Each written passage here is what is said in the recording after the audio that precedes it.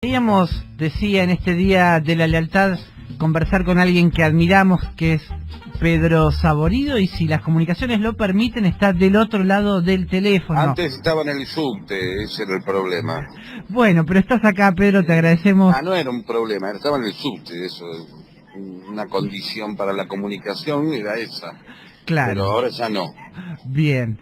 Te queríamos preguntar porque un Día de la Lealtad, algunos dicen que es como el parto, ¿no? El nacimiento del peronismo el 17 de octubre. Y preguntarte un poco sobre esto, la fuerza que tienen ciertos mitos, ciertos relatos, y para perdurar, teniendo en cuenta que esto ocurrió en 1945 y el Día de la Lealtad sigue teniendo muchas repercusiones. Sí, en realidad uno tiene que ponerse a pensar que en realidad es lealtad de quién hacia quién, que quiénes son los que comparten la lealtad. No, a mí muchas veces se habla de la lealtad, o dice, no, bueno, pero el peronismo, el día de la lealtad se festeja una vez porque el resto se puede traicionar tranquilo. Chistes de ese tipo que hacen pensar que la lealtad solamente es entre compañeros, entre dirigentes, y en realidad si vos te pones a mirar el 17 de octubre, que puede marcar el inicio, marca el inicio de una relación que es la lealtad del pueblo con Perón. Es decir, hay leyes anteriores al 17 de octubre, el aguinaldo, las vacaciones pagas. Bájame el retorno, porque voy a quedar como un ribotrilizado en 2 minutos, si no. Nosotros ¿Sí? escuchamos perfectamente bien, ¿eh? No, yo sí, pero yo me estoy escuchando a mí, y como me escucho con delay, provoca un efecto extraño en muchas personas, como yo, que empiezan a hablar como una sacre porque me escucho yo mismo, retrasado, ¿entendés? Si querés te volvemos a intentar llamar. No, intentémoslo, no, porque no nos vamos a comunicar y va a ser el día de la lealtad, se ve toda la mierda y no quiero que Bien. suceda eso. Bueno, entonces, ¿qué pasa ahí? Las leyes son anteriores, hay muchas leyes anteriores. El tema es que la gente entiende de alguna manera que estando Perón en Cana, también todas esas leyes se iban a perder. Claro. Todos esos derechos adquiridos se iban a perder. Y entonces hay un doble juego interesante ahí, que es la lealtad a los derechos adquiridos y la lealtad a aquella persona,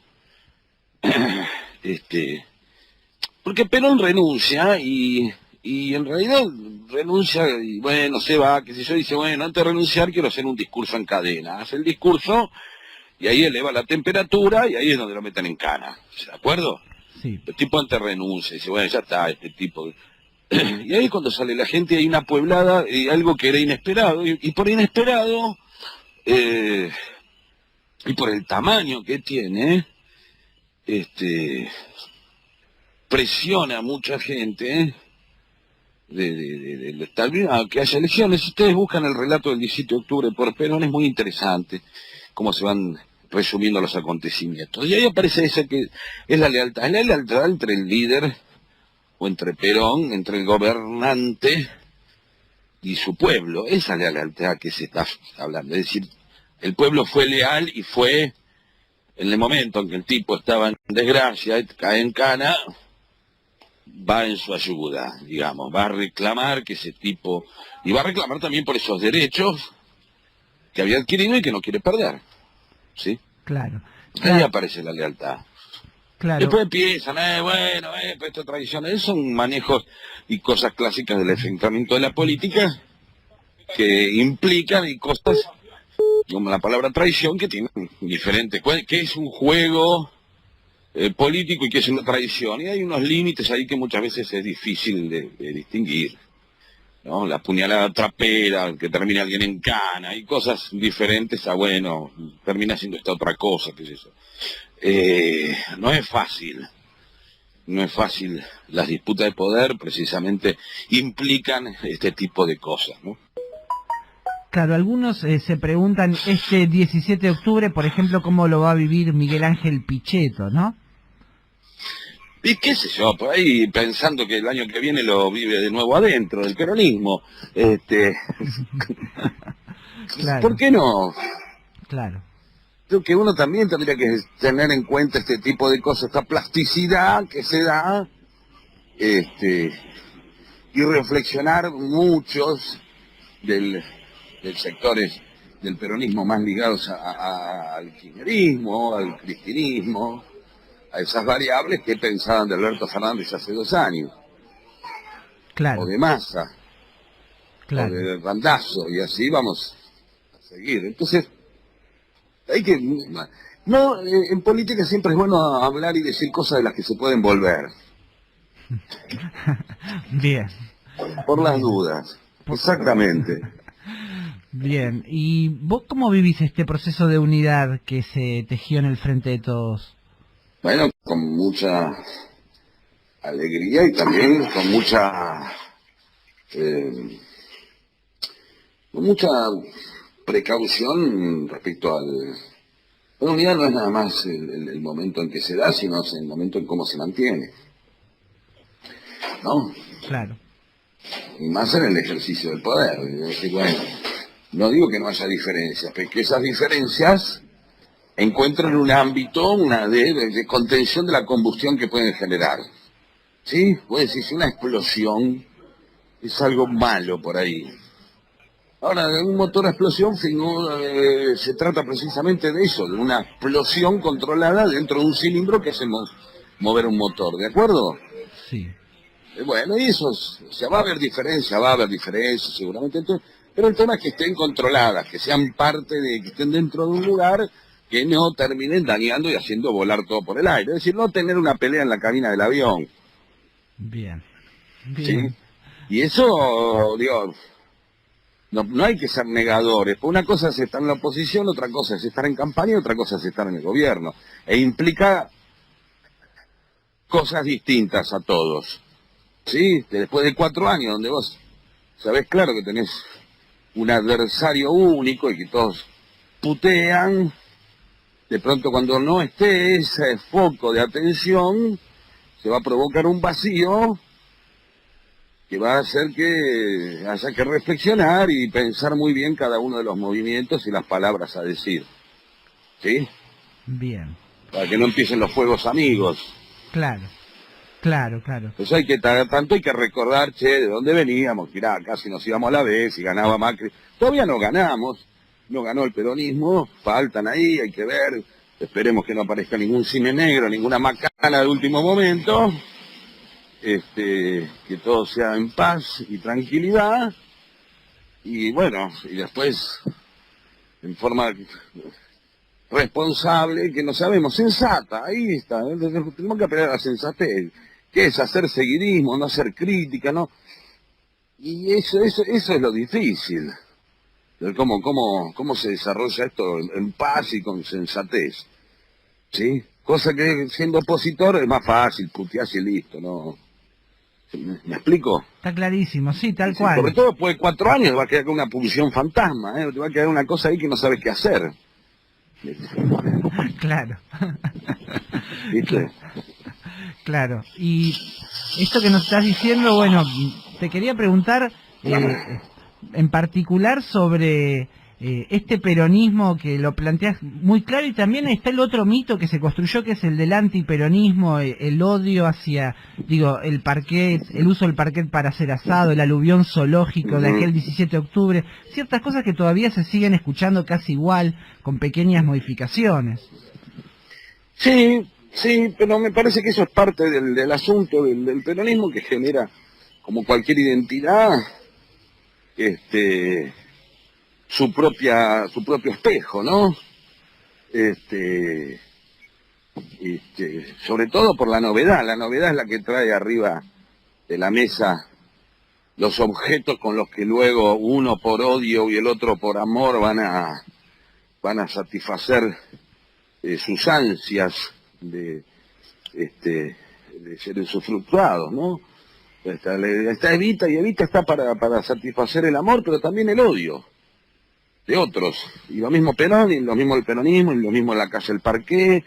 Si alguien iba a disfrutar de la casita con Parqué, otro necesitaba, al no disfrutarla por ahí, sentir el odio y suponer que esa persona iba a destruirla para poder hablar del inmerecimiento de eso, ¿sí? Como mirar al otro, ¿no? Entonces, es parte del asunto, no hay peronismo sin antiperonismo, no, es una fantasía. La misma fantasía que se expresan en no vuelven más, y se van, ¿no? Y en realidad se van y no sabes hasta cuándo se van. Esa es la verdad, qué sé yo. Ahí vendrá un ciclo de decir, bueno, cuanto más dure el ciclo, mejor. ¿No? Dura 12 años, el próximo puede que tratemos de dure 40. Y después que no haya esos vicios típicos que pueden aparecer, que son los que por ahí son parte después de lo que te hace perder. Claro, claro. No es fácil. Claro. Claro. ¿Y lo imaginas que hubo un cierto aprendizaje en estos 4 años? Siempre se aprende. Y siempre quedan cosas por aprender, pero del otro lado también se mueven, y del otro lado también hay gente inteligente, y mucha con muy buenas intenciones. Es decir, no podemos pensar que del otro lado hay nada más que hijos de puta, y nosotros somos los buenos, y bueno, hemos decidido que esto es más bueno. Como decía Perón, no es que nosotros seamos buenos, sino que los otros son peores. Claro. Y eso también hay que construirlo, también tener un diálogo donde no haya odio, obviamente, ¿no? Con todos esos sectores no peronistas, que no son antiperonistas, sino que tienen sus propias ideas, y por momentos pueden ser antiperonistas, pero no como una constante basada en el odio y la irracionalidad fantasmal, ¿entendés? Claro, claro. Pedro, la verdad que es un placer conversar con vos. Te agradecemos que nos hayas podido atender en estas condiciones. Estoy serio hoy. No, pero no... Sí, debe ser la lluvia, nos dio un estadio de 17 de octubre reflexivo. Tampoco es que, uy, bueno, el peronólogo, no me siento un peronólogo. Para nada. Me gusta hablar de peronismo, tengo muchos amigos peronistas y siento la esperanza en algo feliz. Bien. Pero bueno, pero no va a ser ni automático ni instantáneo. Claro, y por otro lado tenemos al presidente que está con una gira, algunos dicen de despedida del Sí se puede, que va a cerrar en el Obelisco. Te quería preguntar tu observación sobre esta gira de 30 ciudades. ¿Y qué va a hacer? ¿Qué quiere? Está muy bien que lo haga, necesita retirarse con la mayor cantidad de adhesión posible, ¿no? Es decir, ¿qué hace todo el mes el tipo? Te tiraron una elección, que te pegaron una paliza, y no estaba previsto esto, que en las PASO pasara esto, nunca. La primera vez. Y bueno, y estar atento a que no sea parte de un relato más grande, donde pueda haber algún número medio jodido a la noche, un día, que se ¿entendés? Pero la convicción del otro lado es válida. El tema es que no se convierta en negación. O sea, entre el optimismo y la negación y la convicción hay unas variables ahí que son difíciles de distinguir.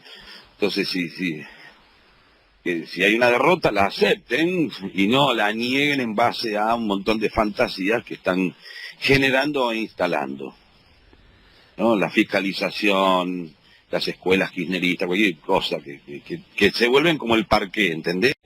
Claro. Vos querés creer porque necesitas un argumento para seguir manteniendo tu convicción. Pedro Saborido, te agradecemos mucho esta conversación con Radio Caput y te mandamos un abrazo muy grande. Bueno, muchas gracias y nada, adelante. Nos veremos pronto, amiguitos. Chau.